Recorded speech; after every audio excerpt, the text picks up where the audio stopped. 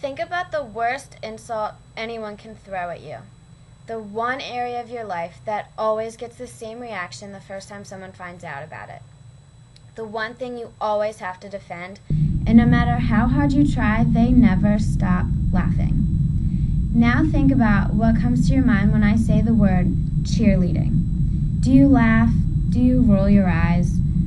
What do you see? Do you see pom-poms, short skirts, and ditzy girls? I bet you don't imagine those ditzy girls in short skirts with pom-poms playing a sport, do you?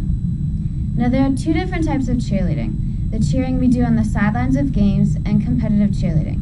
I acknowledge and I very much admit that cheering for other athletes on the sidelines of their games is not a sport. Competitive cheerleading, however, very much is.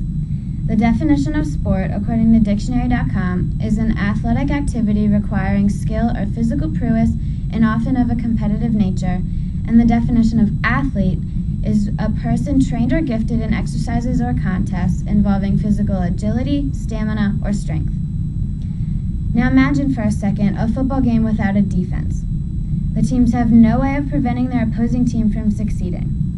At a cheerleading competition, there are multiple teams who have 2 minutes and 30 seconds to show their routine full of jumps, stunts, and tumbling, and do it better than every other team at the competition because we can't run out onto the mat while another team is performing and intercept their tumbling pass or tackle their flyer to prevent their stunt from going up.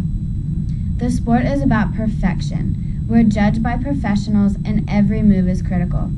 Have you ever seen a cheerleading team put up a girl and hold her above their heads while the girl, who we call the flyer, holds her own leg above her head and is forced to balance on the hands of her bases, and then she proceeds to do 2 full twists as she falls into the arms of the girls holding her? It's not as easy as holding around a pom-pom anymore. The vast skill level and competitive nature of cheerleading is shown with injuries. According to the University of North Carolina, cheerleading accounts for over half of the injuries in all women's sports. Now, just because cheerleaders are more prone to more serious injuries than athletes in other sports doesn't necessarily make us a sport, but it does prove our dedication. We're willing to put our lives on the line for a girl we willingly toss in the air, all to be named champions, which of course is the goal of any sport. Now, next time you think about insulting someone or laughing at something personal they share with you, think about your touchy subject and how worked up it gets you.